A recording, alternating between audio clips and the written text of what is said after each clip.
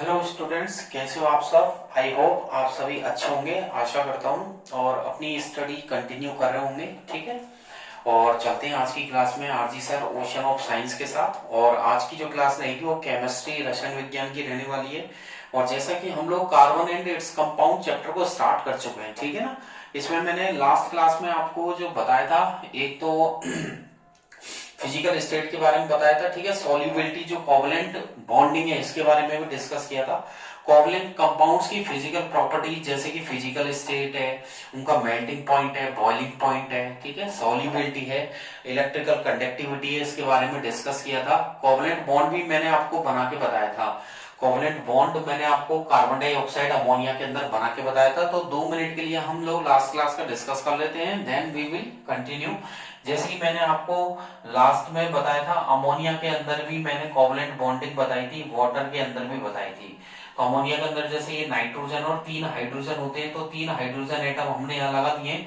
Nitrogen का एक atom है, नाइट्रोजन का एटॉमिक नंबर 7 होता है, लास्ट साइड में 5 इलेक्ट्रॉन, तो 1 2 और 3। ठीक है, मैंने बताया था कि जिस तरीके से आप क्रॉस ले रहे हैं तो क्रॉस ही लेना है इलेक्ट्रॉन के रिप्रेजेंटेशन के लिए, और डॉट ले रहे हैं तो डॉट ही लेना है आपको, ठीक है। अल्टरनेट ही चेंजेस नहीं करने। हाइड्रोजन का एक इलेक्ट्रॉन एक एक तीनों को दिखा दिए, तीन, और नाइट्रोजन के लास्ट में 5 है तो 3 और 4 और 5, ठीक है। यहाँ पर इसने ले लिया, सिंगल बॉन्ड बन गया, यहाँ पर इसने ले लिया सिंगल बॉन्ड, और यहाँ पर सिंगल बॉन्ड। देन 1 2 3 4 5 6 7 और 8, इस तरीके से ये 8 इलेक्ट्रॉन्स यहाँ कंप्लीट हो चुके हैं। अंडरस्टैंड। तो इस तरीके से अमोनिया में हमने कोवलेंट बॉन्डिंग सीख ली थी, ठीक है। और जैसे कि आज की क्लास में मैं आपको एलोट्रॉपी पढ़ाने वाला हूँ, ठीक है। तो एलोट्रॉपी क्या होती है, तो एलोट्रॉपिक फॉर्म्स ऑफ कार्बन हमारा टॉपिक रहेगा कि कार्बन जो है वो एग्जिस्ट करता है, एक से ज्यादा उसकी फॉर्म्स होती है। जैसे कार्बन के एग्जिस्ट के लिए डायमंड, ग्रेफाइट, फुलरिन है, ठीक है। तो कई ऐसी अवस्थाओं में कार्बन यहाँ पर मौजूद रहता है। तो हम लोग पढ़ेंगे कार्बन की जो फॉर्म्स है उसके बारे में हम लोग डिस्कस करेंगे। अंडरस्टैंड। तो यहाँ पर हमारी हेडिंग रहने वाली है, सो लेट्स वी स्टार्ट। यहाँ पर मैं हेडिंग डाल रहा हूँ allotropic forms of carbon. Understand. यहाँ पर मैंने डाली है एलोट्रॉपिक फॉर्म्स ऑफ कार्बन, ठीक है। तो देखिए, कार्बन की अपर रूपता है, अपर रूप यहाँ पर हिंदी में यहाँ पर हेडिंग रहेगी कार्बन के अपर रूप। अंडरस्टैंड। कार्बन के अपर रूप या अपर रूपता बोल सकते हैं। तो कार्बन की जो एग्जिस्ट करता है वो एक से ज्यादा नंबर्स में एग्जिस्ट करता है, ठीक है। कई ज्यादा फॉर्म होती है, जैसे जिसमें क्रिस्टलिन और एमोर्फस, ठीक है, इसकी फॉर्म्स होती है। ये क्रिस्टल स्ट्रक्चर का होता है और इसकी ये आकारहीन स्थिति इसकी होती है। तो यहाँ पर मैं स्क्रीन पर मेंशन करूंगा, आप लोग भी लिखिएगा कार्बन, ठीक है, एग्जिस्ट। तो मैंने यहाँ पर लिखा है, देख लीजिएगा, आप लोग भी यहाँ पर लिखते जाइए, नोट करते जाना, ठीक है। Carbon exist in A number of forms, carbon exist in A number of forms, ठीक है, नंबर ऑफ फॉर्म्स। कार्बन की एक से ज्यादा अवस्थाएं हैं, और क्रिस्टलिन इसका स्ट्रक्चर होता है जिसमें कि शामिल है both crystalline, both crystalline and, ठीक है। क्रिस्टलिन का मतलब होता है क्रिस्टल जैसी स्ट्रक्चर, यहां पर मैं लिख देता हूं क्रिस्टल। अंडरस्टैंड। यहां पर हिंदी में भी मैंने मेंशन कर दिया है crystal. Understand. And amorphous, and amorphous, ठीक है, एमोर्फस। ओके, एमोर्फस का मतलब है आकारहीन। ओके, तो देखिए, ये जो होता है इसकी क्रिस्टल स्ट्रक्चर और आकारहीन स्थिति होती है। इसकी कई सारी अवस्थाएं हैं, मैं यहां लिख देता हूं, differ they differ in their, ठीक है, they differ in their physical properties. इसकी जो भौतिक अवस्थाएं होती है वो भिन्न भिन्न है, फिजिकल प्रॉपर्टीज। तो जो क्या बोलते हैं, प्रॉपर्टीज का मतलब गुणधर्म होता है। और जो एलोट्रॉपिक फॉर्म्स है कार्बन की, जिसमें उसका बाहर का स्ट्रक्चर अलग हो सकता है, जैसे ग्रेफाइट दिखने में अलग हो सकता है, और होता ही है, डायमंड भी दिखने में बिल्कुल ऐसी शाइन करता है, ठीक है। तो दिखने में अलग होता ही है, अट्रैक्टिव रहता है डायमंड। लेकिन उनका इंटरनल स्ट्रक्चर देखिए, जैसे कि हमारी बॉडी से हम लोग कंपैरिजन करें तो सबका स्केलेटन एक जैसा है, ठीक है। तो ह्यूमन बॉडी का जो स्केलेटन है हमारा, वो लगभग सबका 100% मैच है। बट होता क्या है, जो बाहर का स्ट्रक्चर है, ठीक है, किसी का फेस अलग तरीके का, किसी का फेस अलग अलग, तो चेहरे अलग अलग है बट इंटरनल स्ट्रक्चर एक है। डेट इज, यही मैं बताना चाह रहा हूं कि जो कार्बन की जो अवस्थाएं हैं, जो कार्बन एग्जिस्ट कर रहा है यहाँ पर, उसकी जो इंटरनल स्ट्रक्चर है वो एक जैसा है, ठीक है। लेकिन कार्बन कार्बन एटम से अटैच है, लेकिन बाहर का अगर फिजिकल प्रॉपर्टीज देखें तो वो क्या है, अलग अलग है physical properties, but they are, but they are, ठीक है, इनकी फिजिकल प्रॉपर्टीज अलग है but they are chemically similar, but they are chemically similar. मैंने यहां लिखा है केमिकली सिमिलर, अंडरस्टैंड, ओके। अब हम चलते हैं एक नंबर, यहाँ पर जो क्वेश्चन निकल के आता है वो काफी देर से आ रहा है मेरे माइंड में। 2 नंबर का यहाँ पर क्वेश्चन है कि व्हाट इज एलोट्रॉपी, ठीक है। तो क्वेश्चन बन गया व्हाट इज एलोट्रॉपी, ठीक है। एलोट्रॉपी क्या होती है, 2 नंबर का यहाँ पर क्वेश्चन है।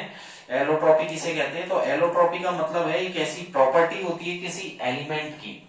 Allotropy is the property of an element, किसी तत्व की एक ऐसी प्रॉपर्टी होती है जिसमें कि ये जो एग्जिस्ट करता है, कोई भी एलिमेंट एग्जिस्ट करे तो उसकी एक से ज्यादा फॉर्म होती है, ठीक है। तो एक से ज्यादा अवस्थाएं हो, जैसे कार्बन की 3 अवस्थाएं, तो एलोट्रॉपी इज द प्रॉपर्टी। यहां पर हमारा आंसर रहेगा, नोट कीजिएगा स्क्रीन से, allotropy is the property, allotropy is the property. ये एक ऐसी प्रॉपर्टी रहेगी of an element, of an element in which, जिसमें की, ऑफ एन एलिमेंट, ये किसी तत्व की ऐसी प्रॉपर्टी है जिसमें कि ये जो एलिमेंट है इट एग्जिस्ट, ये एग्जिस्ट करता है, इट एग्जिस्ट इन, ठीक है, ये जो एलिमेंट एग्जिस्ट करता है मोर देन वन फॉर्म, ठीक है। इनके बाद यहां पे ही लिख देते हैं मोर देन वन फॉर्म, एक से ज्यादा इसकी अवस्थाएं होती है, more than one form, that are physically, ठीक है, मैंने बताया था पहले भी, डेट आर, जो कि फिजिकली डिफरेंट होते हैं, डेट आर फिजिकली, जिनका बाहर से जो स्ट्रक्चर है वो देखने का अलग अलग है, ठीक है, जो फिजिकली डिफरेंट होते हैं, फिजिकली डिफरेंट, बट, ठीक है, अगर उनका इंटरनल स्ट्रक्चर देखा जाए, कार्बन कार्बन बॉन्डिंग देखी जाए केमिकली, वो सिमिलर होंगे, but chemically, chemically similar, understand. Is called, आगे देखिएगा, इज कॉल्ड, क्या बोलेंगे उसे, एलोट्रॉपी उसे बोला जाएगा, इज कॉल्ड एलोट्रॉपी। तो देख लीजिएगा, एलोट्रॉपी का मतलब होता है अपर रूप या अपर रूपता। तो अपर रूपता किसे कहेंगे, अपर रूपता किसी तत्व का ऐसा गुणधर्म होता है जिसमें कि वह तत्व की जो अवस्थाएं वो एक से ज्यादा उसके रूप होते हैं, जो फिजिकली उसकी भौतिक अवस्था, जो भौतिक रूप है वो अलग अलग है, लेकिन रासायनिक रूप उसके एक जैसे ही होते हैं, अंडरस्टैंड, उसे एलोट्रॉपी कहा गया है। और यहाँ पर मेनली आपके चैप्टर के अकॉर्डिंग देखें तो यहाँ पर मैं स्टार लगा के लिख रहा हूं, यहाँ पर 2 फॉर्म है, ठीक है। तो देयर आर, मैं यहाँ पर मेनली आपको बता रहा हूं, देयर आर 2, ठीक है, there are 2 crystalline, there are 2 crystalline forms of carbon, okay. यहाँ पर कार्बन की जो है मेनली 2 क्रिस्टलिन फॉर्म है, there are 2 crystalline forms of carbon. कौन कौन सी है, पहला तो लेके चलते हैं हम डायमंड, पहला तो हो गया डायमंड, ठीक है, जिसे हीरा बोलते हैं, और सेकंड हम लोग लेंगे यहाँ पर ग्रेफाइट, ठीक है, जिसे हिंदी में भी इसे ग्रेफाइट बोला जाता है। और वैसे होने को तो एक और होती है, उसे फुल रिंग के नाम से जानते हैं, ठीक है, क्या बोलते हैं, फुल रिंग। इसका स्ट्रक्चर आज तक नहीं पूछा गया, एग्जाम में थोड़ा कॉम्प्लिकेटेड है, इसलिए ज्यादा टाइम लेने वाला स्ट्रक्चर है, मैं आपको सिखाऊंगा। हालांकि फुल रिंग का स्ट्रक्चर भी मैं आपको सिखाऊंगा कैसे बनाते हैं, बट थोड़ा सा कॉम्प्लिकेटेड होता है, तो इसलिए एग्जाम में आने के चांसेस इसके थोड़े कम है, आने की चांसेस बनते हैं डायमंड और ग्रेफाइट के, अंडरस्टैंड। तो चलते हैं हम डायमंड की हेडिंग पढ़ते हैं, मैं डिटेल से आपको बताता हूं कि आज तक आपने डायमंड देखा है, देखा तो कई बार होगा, ठीक है, लेकिन रियलिटी में डायमंड की स्ट्रक्चर होती क्या है, ऐसा क्या है कि वो शाइन करता है, अंडरस्टैंड। सारी चीजें जितना भी इसका डिटेल है वो सब मैं आपको डिटेल में यहाँ पर बताने वाला हूं, तो बने रहिए मेरे चैनल के साथ, ठीक है। तो यहां पर सबसे पहले हम लेते हैं डायमंड को, तो फर्स्ट हेडिंग में यहां पर डालता हूं अंडरस्टैंड डायमंड। तो मैं यहां पर डाल रहा हूं फर्स्ट हेडिंग डायमंड, ओके, इसे बोलते हैं हीरा, ठीक है। तो डायमंड का देखिए, डायमंड का डिटेल जानते हैं। डायमंड जो है भैया, सबसे पहली बात तो ये, diamond hardest form of carbon है, ठीक है। डायमंड क्या है, दुनिया का सबसे हार्डेस्ट फॉर्म ऑफ कार्बन इसको बताया जाता है। शाइनी प्रॉपर्टी का होता है और मेनली ये साउथ अफ्रीका, ब्राजील में आपको मिल जाएगा, ठीक है। ऑस्ट्रेलिया में भी ये पाया जाता है। तो यहां पर मैं लिखना चाहूंगा स्क्रीन पर, इट इज द हार्डेस्ट, ठीक है, दुनिया का सबसे हार्डेस्ट होता है डायमंड। ये कार्बन का सबसे हार्डेस्ट फॉर्म बताया जाता है। It is the hardest form of carbon, ठीक है। It is mainly found in, it is mainly found in, ये पाया जाता है, it is mainly found in South Africa, ठीक है। ये दक्षिण अफ्रीका में मिल जाएगा, South Africa, Australia, Australia, then Brazil, ये ब्राजील में भी आपको वहां पर मिल जाएगा, ठीक है। और इंडिया में देखें तो डायमंड की वैसे तो कोई प्योर फॉर्म जो है, ओनली डायमंड की अगर हम देखें तो गोलकोंडा। तो इन इंडिया, इंडिया की बात करें, ठीक है, हमारे भारत देश की बात करें, तो ये जो पाया जाता है, इट इज फाउंड, ठीक है, ये पाया जाता है मेनली, इट इज फाउंड, तो हमारे भारत देश में in India it is found mainly in form of Golconda, ठीक है, गोलकोंडा एंड पन्ना की फॉर्म में ये मिल जाएगा आपको, ठीक है। तो ये भी डायमंड के कई रूप हैं, डायमंड की भी अलग अलग फॉर्म्स है, गोलकोंडा एंड पन्ना की फॉर्म में आपको मिल जाएगा, अंडरस्टैंड। अब यहां से जो मेन क्वेश्चन निकल के आता है, यहां से मेन क्वेश्चन निकल के आता है कि डायमंड का स्ट्रक्चर क्या है, ठीक है। तो यहां पर हम पढ़ते हैं स्ट्रक्चर, हेडिंग में डाल रहा हूं स्ट्रक्चर ऑफ डायमंड, अंडरस्टैंड। तो बैठिए और सीखिए आरजी सर के साथ डायमंड का स्ट्रक्चर किस प्रकार से होता है। तो सुनिएगा, डायमंड जो है, डायमंड के अंदर जैसा कि मैंने आपको बताया, it is the form of carbon, ये कार्बन की फॉर्म है, और कार्बन का जो एटॉमिक नंबर है वो, जैसे कि पूरा चैप्टर ही हाइड्रोकार्बन है, मैं कहता आ रहा हूं कि कार्बन का एटॉमिक नंबर 6 है, इसे अच्छे से रट लीजिए, बिल्कुल दिमाग में बैठा लीजिए इसको, ठीक है। कार्बन का एटॉमिक नंबर 6 है। और इलेक्ट्रॉनिक कॉन्फ़िगरेशन की बात करें तो 2,4 होता है, तो लास्ट शेल में कितने, 4 इलेक्ट्रॉन है। तो हमें लास्ट शेल के इलेक्ट्रॉन से मतलब है कार्बन के लास्ट शेल में जो होते हैं वो 4 इलेक्ट्रॉन होते हैं। तो इसको अपने दिमाग में बिल्कुल सेट कर लीजिए कि कार्बन का एटॉमिक नंबर 6 होता है, लास्ट शेल में 4 इलेक्ट्रॉन्स होते हैं, अंडरस्टैंड। तो देख लीजिएगा, अब होता क्या है भैया, ध्यान से देखिएगा, कार्बन के लास्ट शेल में 4 इलेक्ट्रॉन है, तो यहाँ पर कार्बन के चारों तरफ 4 हाइड्रोजन रहती है, मैंने आपको बताया भी था, ठीक है। ये CH4 हो गया। अब बात करें कार्बन की, तो कार्बन का मान लीजिए कोई एटम बनाया मैंने, और यहाँ पर भी 4 प्रकार के कार्बन से ये अटैच है। तो डायमंड के अंदर जो होता है, डायमंड के अंदर देख लीजिएगा, डायमंड के अंदर क्या होता है कि एक कार्बन एटम, ये मैंने कोई कार्बन एटम बनाया, देख लीजिएगा, ये मैंने कोई कार्बन एटम बनाया, एक कार्बन एटम का जो लिंक होता है वो बाकी के 4 कार्बन एटम से होता है, ठीक है। यहाँ पर ये 4 कार्बन एटम से अटैच रहेगा, अंडरस्टैंड। ये रहा, मतलब एक कार्बन इतना बिजी है कि वो 4 कार्बन से यहाँ पर घिरा हुआ है। तो अल्टरनेट अगर इसकी बात करें तो ये भी आके 4 कार्बन से घिरा हुआ है, देख लीजिएगा, देख लीजिएगा, इस तरीके से आया कुछ दिमाग में। यहां पर देखें तो ये भी 4 कार्बन एटम से घिरा हुआ, कैसे 4, ये वाला पकड़ लीजिए, तो 1 2 3 और 4। ऐसे यहां पर देखेंगे तो ये वाला भी 4 कार्बन से अटैच है। ऐसे हर एक कार्बन, ओनली डायमंड की बात करें तो डायमंड में एक कार्बन अदर 4 कार्बन से अटैच रहता है। तो कोई भी यहाँ पर फ्री कार्बन एटम नहीं है।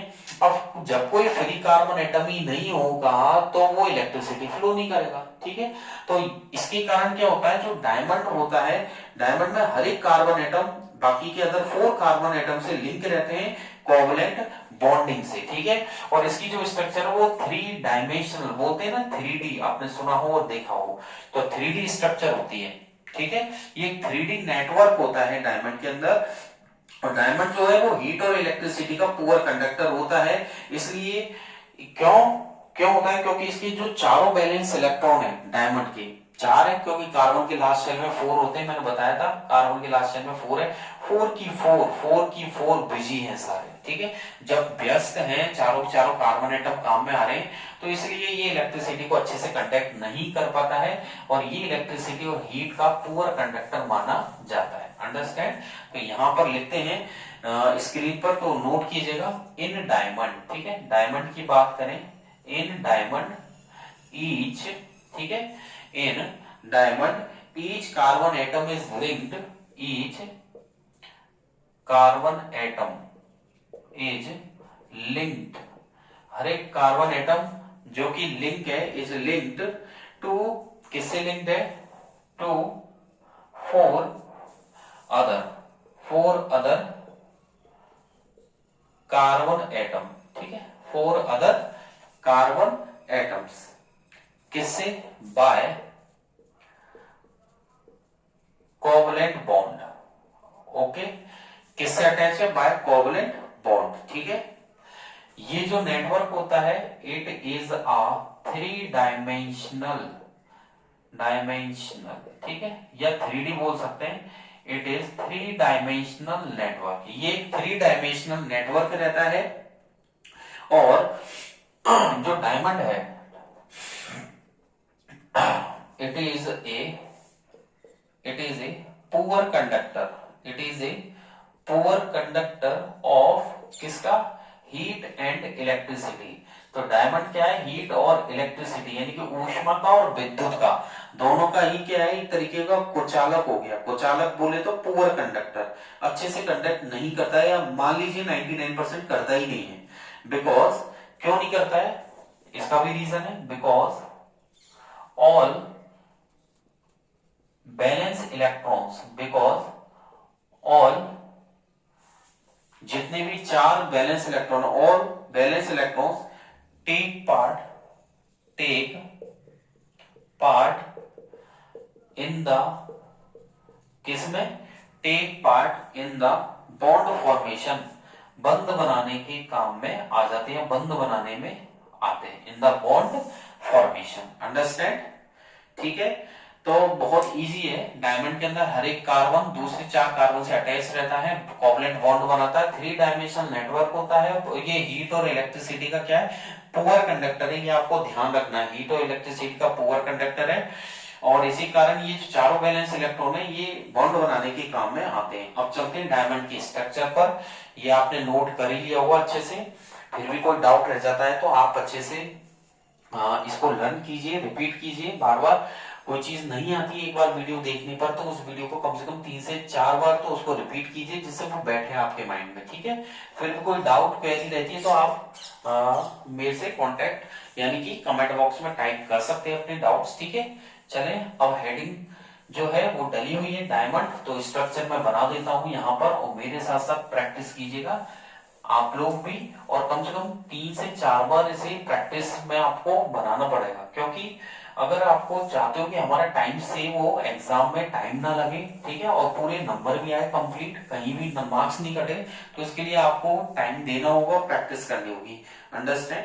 तो स्टार्ट हो जाइए मेरे साथ, ठीक है।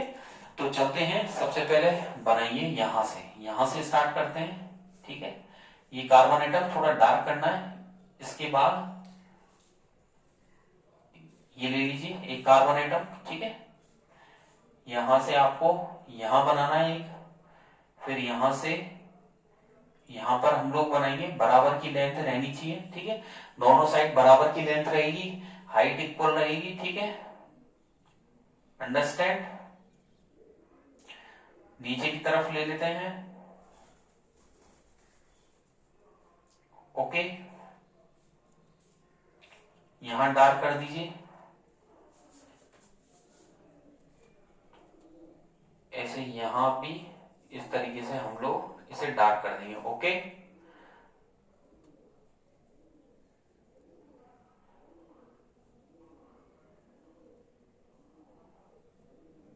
ठीक है, ये बन गया आपका एक हेक्सागोनल, ठीक है, एक हेक्सागोन तैयार हो चुका है।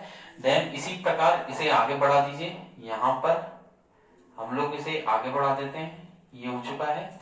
देन इसे आप आगे बढ़ा दीजिए यहाँ पर। ओके, कोई problem? Very good, no problem. तो चलते हैं, इसे नीचे इस तरीके से लेके चलिए, बराबर हाइट रखनी है। हाइट में कोई कॉम्प्रोमाइजेशन आपको यहां पर नहीं करना है, अंडरस्टैंड? हाइट में किसी भी प्रकार का आपको कॉम्प्रोमाइजेशन नहीं करना है, ठीक है?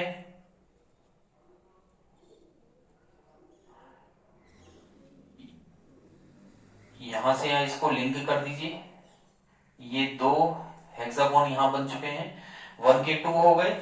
ऐसे ही यहां पर आगे की तरफ चलते हैं, 2 के 3 हो जाएंगे यहां पर।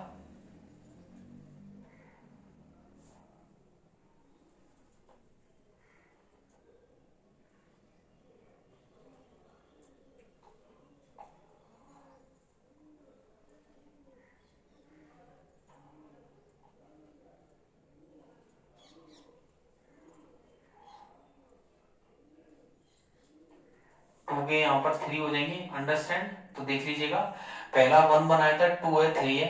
वैसे 3 तक मैक्सिमम रहता है, और भी आप बनाना चाहो तो बना सकते हो लास्ट, ठीक है? 4, इससे ज्यादा नहीं बनाना है आपको, ठीक है? बनाने की कोई लिमिट नहीं है, बट काफी है, ठीक है? एनफ है ये, इतना मार्क्स लेने के लिए काफी है, ठीक है? बराबर डिस्टेंस पर कार्बन एटम हम बनाते जा रहे हैं, देख लीजिएगा, किसी भी तरीके की कोई प्रॉब्लम नहीं है। और कम से कम मैंने आपको बताया, बिना प्रैक्टिस के, practice make a perfect man, ठीक है? ऐसा सुना होगा आपने, वही वाली बात है, प्रैक्टिस तो करनी ही पड़ेगी, ठीक है? तो इस तरीके से यहां लिंक कर देते हैं इनको। यहां पर ये लिंक हो चुका है, ओके। यहाँ पर ये कार्बन एटम अटैच हो चुके हैं, सारे बॉक्सेस एक ही प्रकार के, यानी कि सारे हेक्सागोन एक जैसे हैं। यहाँ पर इसको इस तरीके से करके छोड़ दीजिए, ठीक है? अल्टरनेट आगे नहीं बनाना है, आगे कंसीडर नहीं करना है, इतना ही रखना है, अंडरस्टैंड?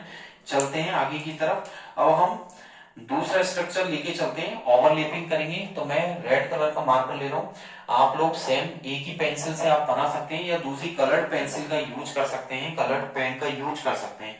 लेकिन पेन का यूज स्टार्टिंग में नहीं करना है, बिकॉज अगर गलत हो गया तो पूरी मेहनत बेकार हो जाएगी, इसलिए पेंसिल, कलर्ड पेंसिल ले लीजिए, ठीक है? कम से कम 2 से 3 बार तो प्रैक्टिस कीजिए, इसके बाद प्रैक्टिस में आ जाए तो आप पेन का यूज डायरेक्ट कर सकते हैं, और एग्जाम में तो पेंसिल का ही यूज करना है, ठीक है?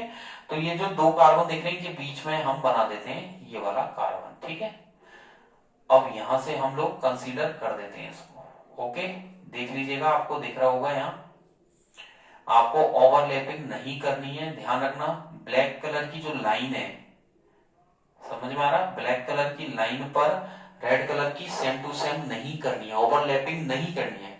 इसमें सबसे बड़ा खास बात यही है कि एक बॉन्डिंग के ऊपर दूसरी बॉन्डिंग मत कीजिएगा, ठीक है? ओवरलैपिंग नहीं करनी है। कि ब्लैक के ऊपर, क्या आपको दिख रहा है कि मैं ब्लैक के ऊपर रेड कलर का मार्कर कर रहा हूं, दिख रहा है आपको? नहीं ना, तो इनकी क्लियर होना चाहिए, ठीक है? तो ऐसे ही यहां पर ये क्लियर होना चाहिए। अप एंड डाउन हल्का सा हो सकता है, no problem, up and down आप लोग कर सकते हैं, ठीक है? देख लीजिएगा, एक मैंने रेड कलर से एक हेक्सागोन बनाया है, नेक्स्ट मैं लेके चल रहा हूं नीचे की तरफ, ये सेकंड वाले हेक्सागोन की तरफ, ठीक है? देख लीजिएगा, सेकंड वाला हेक्सागोन तैयार हो गया, थर्ड वाला भी हो गया। इसको अल्टरनेट यहां पर हम लोग बढ़ा देते हैं, ये रहा, अंडरस्टैंड? यहां पर ये हो चुका है, तो 1 से 2 बन चुके हैं, क्लियर है? अब 2 से यहां पर 3 बनने वाले हैं, ओके। तो देख लीजिएगा, 2 से 3 हेक्सागोन यहां हो जाएंगे, 2 से यहां पर 3 हो गया,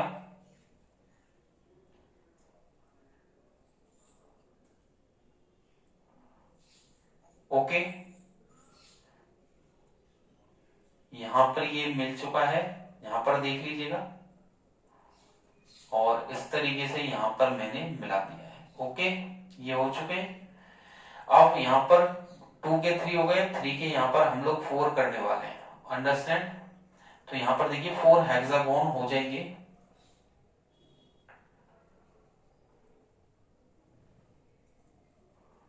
अंडरस्टैंड? ये हो गया 4 हेक्सागोन।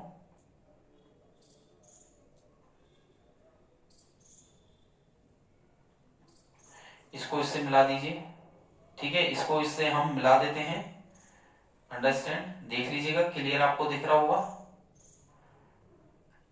एक सेकेंड बस, ये हो चुका है। देन इसको हम लोग यहां से मिला देते हैं, इसको अल्टरनेट हम लोग यहां पर छोड़ देते हैं, देख लीजिएगा। ऐसे ही यहां पर हम लोग इसको भी यहां पर छोड़ देते हैं, ठीक है। तो आगे की तरफ देखते हैं, ये हमारा डायमंड तैयार हो चुका है। डायमंड की जो इंटरनल स्ट्रक्चर है वो कंप्लीट हो चुकी है। ओके, तो यहाँ पर हम लोग यहाँ पर ये करेंगे, ब्लैक वाला जो हमने छोड़ा था उसको आगे इस तरीके से आपको डॉट डॉट करके इसलिए छोड़ देना है क्योंकि ये स्ट्रक्चर कैरी ऑन आगे की तरफ बढ़ रही है। तो ऐसे ही यहाँ पर भी हम इस तरीके से करके छोड़ देंगे। ओके, इससे क्या होगा, इससे ये पता लग रहा है कि जो ब्लैक कलर से हमने जो एटम्स बनाए हैं कार्बन के वो अल्टरनेट आगे बढ़ रहे हैं, ठीक है, स्ट्रक्चर वो बढ़ती जा रही है। और इसी प्रकार हम रेड कलर के से जो है मार्कर, इससे भी हम लोग ऐसे कर देंगे। ओके, ये भी आगे की तरफ कंटिन्यू हो जाएगा इस तरीके से। अंडरस्टैंड, तो इस तरीके से आगे कंटिन्यू हो जाएगा। ओके, क्लियर है। तो ये हमारा डायमंड जो है तैयार हो चुका है। देन आपको थोड़ा सा ये और करना है, ये वाला जो कार्बन है इसको इससे लिंक करना है ऐसे, ठीक है। ये देख लीजिएगा, मैंने लिंक कर दिया है। और ये जो लेंथ है बीच की वो है 154 पिकोमीटर। अंडरस्टैंड, कितनी है, 154 पिकोमीटर, ठीक है। ये जो है पीएम, पीएम को बोलते हैं पिकोमीटर। क्या बोलते हैं, पिकोमीटर। ये आपको याद करना है, ठीक है। पीएम हो गया यहाँ पर पिकोमीटर। ओके, तो यहाँ पर ये डायमंड का आपका स्ट्रक्चर कंप्लीट हो चुका है, ठीक है। इसको रिपीट कीजिएगा, 2 से 3 बार आप बनाइएगा। अंडरस्टैंड, ठीक है। इसको दिमाग में अपने में सेट कर लीजिए, कोई प्रॉब्लम हो तो आप लोग पूछ सकते हैं, ठीक है। इस वाले कार्बन एटम को इससे अटैच करना है, ये डायमंड का आपका स्ट्रक्चर है, ठीक है। यहीं तक बनाना है, ज्यादा आगे आपको कंसीडर इसको नहीं करना है, टाइम ले जाएगा अगर ज्यादा किया तो। चलते हैं यूजेज ऑफ डायमंड, ठीक है। तो मैं यहां से इसको हटा रहा हूं। ओके, तो देख लीजिएगा यूजेज ऑफ डायमंड। तो डायमंड का यूज मोस्टली किसमें, ज्वेलरीज में करते हैं, ठीक है, क्योंकि शाइनी प्रॉपर्टी रखता है, चमकदार होता है, तो इसका यूज किसमें किया जाता है, ज्वेलरीज में, ठीक है। जो आभूषण होते हैं उसमें डायमंड का यूज किया जाता है, ठीक है। और इतना हार्ड होता है, मैंने बताया था it is the hardest form of carbon. Carbon का ये हार्डेस्ट फॉर्म है, तो हार्डेस्ट फॉर्म होने की वजह से इसका यूज करते हैं ग्रेनाइट्स और ग्लास को कट करने में, ठीक है। तो यहाँ पर हेडिंग डाल देते हैं यूजेस, ठीक है। यूजेस किसके, डायमंड के। तो डायमंड का जो यूज है हार्ड होने की वजह से, तो फर्स्ट पॉइंट मैं यहाँ पर लिख रहा हूं स्क्रीन पर, ड्यू टू इट्स हार्डनेस, ठीक है। इसकी कठोरता के कारण, ड्यू टू इट्स हार्डनेस, इसकी कठोरता के कारण इट इज यूज्ड, इसका जो यूज करेंगे, it is used for cutting, ठीक है, ग्रेनाइट्स, ग्रेनाइट्स को काटने में, और ग्लासेस को भी काटने में इसका यूज किया जाता है, क्योंकि ये बहुत हार्ड होता है। तो हार्ड होने की वजह से इसका जो यूज किया जाता है वो ग्रेनाइट्स और ग्लासेस को काटने में किया जाता है, ठीक है। और ये जो हार्ड सरफेस होती है, हार्ड सरफेस को पॉलिश करने में भी थोड़ा बहुत इसका हाथ होता है, यानी कि हार्ड सरफेस को थोड़ा सा घिसने में। तो it is used as an, it is used as an, ठीक है। इसका जो यूज किया जाता है वो है एब्रेसिव, ठीक है। एब्रेसिव को हम बोल सकते हैं एक तरीके से घिसना, यानी कि हम इसका जो यूज करते हैं डायमंड का, ठीक है, it is used N abrasive, यानी कि घिसने के लिए, ठीक है। और साथ ही साथ पॉलिशिंग करने में, ठीक है, polishing and for polishing hard surfaces, ठीक है। हार्ड सरफेसेस की पॉलिशिंग करने में भी इसका यूज किया जाता है। अंडरस्टैंड। और इसका जो सर्जिकल नाइफ्स होते हैं इनको बनाने में भी इसका यूज करते हैं। It is used to make, मैंने यहां लिखा है it is used to make the surgical, surgical का मतलब जो सर्जरी में डॉक्टर्स काम में लेते हैं, सर्जिकल नाइफ्स, ठीक है। जो काटने के लिए जो सर्जिकल नाइफ्स होते हैं, ठीक है, उनको बनाने में भी इसका यूज होता है। और जो डायमंड होता है इसका रिफ्रैक्टिव इंडेक्स बहुत हाई होता है due to its high refractive index, इसका जो रिफ्रैक्टिव इंडेक्स होता है, यानी कि कहते हैं ना कि डायमंड बहुत चमकता है या दूर से ही लग जाता है, बहुत शाइनी प्रॉपर्टी रखता है। क्यों रखता है? क्योंकि इसका जो रिफ्रैक्टिव इंडेक्स है वो बहुत ज्यादा होता है। Due to its high refractive index, इसका यूज किसमें करते हैं? इसका रिफ्रैक्टिव इंडेक्स ज्यादा होने की वजह से, ठीक है, रिफ्रैक्टिव इंडेक्स ज्यादा होने की वजह से इसका यूज करते हैं ज्वेलरी बनाने में। It is use to make jewellery, it is use to make jewellery, ठीक है। तो देखिए मैंने यहाँ पर 4 यूज बताए, कम से कम 2 यूज तो आपको करना कंपलसरी है, ठीक है। 2 यूज में कोई से भी कर लीजिएगा। तो due to its hardness it is use for cutting granites glasses, इसका यूज एब्रेसिव होता है, एब्रेसिव और पॉलिशिंग हार्ड सरफेस में भी करते हैं, सर्जिकल नाइफ्स बनाने में भी इसका यूज होता है। रिफ्रैक्टिव इंडेक्स ज्यादा होने की वजह से इसका यूज ज्वेलरीज में भी किया जाता है। अंडरस्टैंड? सो सेकंड जो आज ये डायमंड तो कंप्लीट हो चुका है, नेक्स्ट में हम लोग लेते हैं ग्रेफाइट को। तो हम सेकंड नंबर यहाँ पर अब मैं आपको सिखाऊंगा ग्रेफाइट, ठीक है। तो ग्रेफाइट के बारे में ग्रेफाइट के बारे में देखिए, ये दूसरा बेटा है एक तरीके से कार्बन का, ठीक है। ये कार्बन के जैसे मान लीजिए फॉर्म्स का मतलब कार्बन के बेटे हो गए, तो कार्बन का दूसरा बेटा है कौन सा है? ग्रेफाइट। तो ग्रेफाइट देखिएगा ये दूसरा क्रिस्टलिन एलोट्रॉप है कार्बन का, ठीक है ना। तो यहां पर मैं लिखना चाहूंगा it is other, it is other allotrope, it is other allotrope, it is अलग, it is other allotrope of carbon, ठीक है। ये कार्बन का क्या है? दूसरा एलोट्रॉप है, कार्बन का दूसरा फॉर्म है ना। और क्रिस्टलिन भी है ये, तो क्रिस्टलिन भी ऐड कर देता हूं, it is other crystalline allotrope of carbon, ठीक है। और ये जो है ग्रेफाइट, ठीक है, ग्रेफाइट जो है फ्री कंडीशन में पाया जाता है, तो it occurs in free state, ठीक है। ये मुक्त अवस्था में प्रकृति में पाया जाता है, ठीक है।